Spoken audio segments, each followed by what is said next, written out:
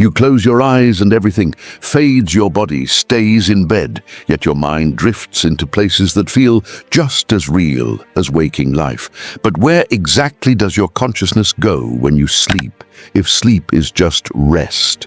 Why does your mind create entire worlds, conversations and events that sometimes feel more vivid than reality? Science tells us that sleep is when the brain restores itself, but that explanation barely scratches the surface.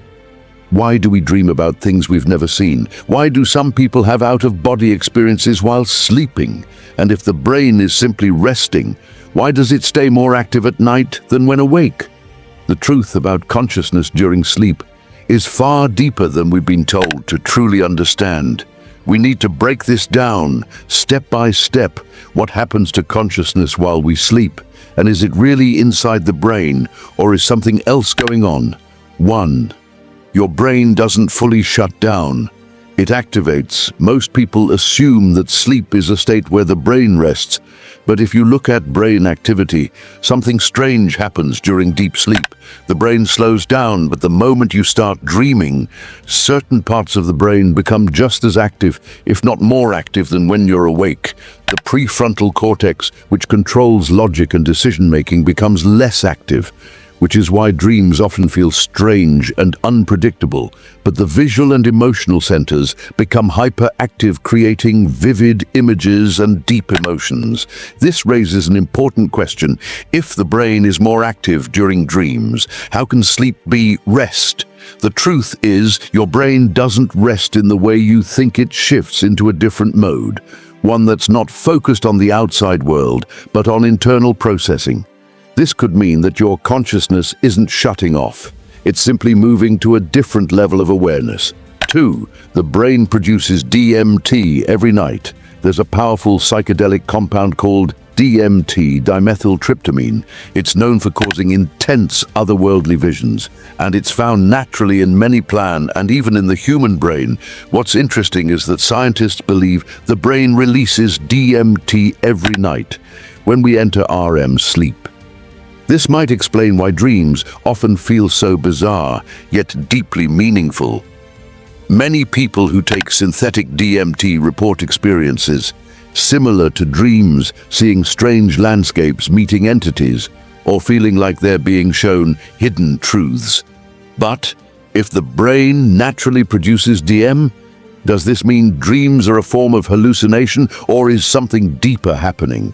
If consciousness can be led by brain chemicals, it raises an even bigger question. Are we truly experiencing reality when we're awake, or just a filtered version of something much bigger?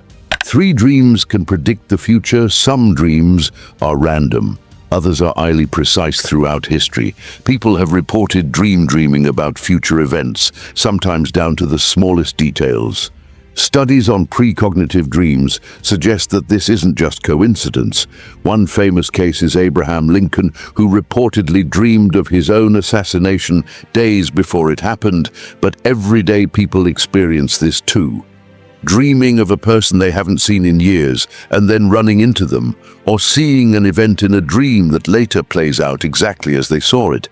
If dreams are just random brain activity, why do they sometimes provide accurate glimpses into the future? Could it be that during sleep, consciousness steps outside of time, accessing information beyond normal perception? 4. Sleep paralysis, a glitch in consciousness. If sleep was just a passive process, why do some people wake up paralyzed, fully aware but unable to move? Sleep paralysis is one of the most terrifying experiences a person can have, being trapped between sleep and wakefulness, often with a sense of an unseen presence in the room. What's strange is that people from all over the world, regardless of culture or beliefs, describe seeing the same thing: shadow figures, an overwhelming pressure on the chest, or a sense that something is watching. Why would unrelated people have the same hallucinations? One possibility is that sleep paralysis isn't just a brain malfunction. Instead, it could be a moment where consciousness slips into another state, one where we briefly become aware of something we aren't supposed to see. 5. Lucid dreaming, the ability to control reality. Most dreams happen without our control, but some people can wake up inside their dreams realizing they are dreaming and manipulating the dream world as if it were real life. This is called lucid dreaming, and it proves one thing: when you're asleep, your mind is still active enough to make conscious decisions. Studies show that lucid dreaming activates the prefrontal cortex, the part of the brain responsible for self-awareness. This means that even when sleeping, a part of you remains awake. But why does this ability exist if dreaming is just random brain activity? Why would we have the capacity to take control? Some believe lucid dreaming is more than just a mental trick. It's proof that consciousness isn't fully tied to the physical world. 6. Time works differently in dreams. Most people have experienced dreams that feel like they last for hours, even though only a few minutes have passed in real life. This isn't just an illusion. Scientific studies suggest that time perception in dreams is fundamentally different from wakeful consciousness. Research has shown that during REM sleep, the brain operates on a different internal clock. Some lucid dreamers have even tested this by setting up challenges where they count or perform tasks inside dreams, then compare it to real-world time. The results suggest that time dilation can occur, meaning that consciousness inside dreams might not be bound by the same rules as waking life. This raises an important question. If the mind can experience time differently when dreaming, could it mean that consciousness itself isn't strictly tied to our physical reality? Could dreams be proof that time as we understand it is just a mental construct rather than a fixed law? 7. The multiverse theory and dream realities. One of the strangest aspects of dreaming is how vivid and coherent some dream worlds can feel. Some people dream of places they've never been, yet those places have detail, logic, and consistency. Others have recurring dreams of the same unknown locations, almost like an alternate life. This aligns with an idea from quantum physics, the multiverse theory. The multiverse theory suggests that infinite versions of reality exist simultaneously. If true, could dreaming be a way for consciousness to momentarily shift into alalate versions of reality? Some researchers believe that dreams might not always be pure imagination, but instead glimpses into parallel dimensions.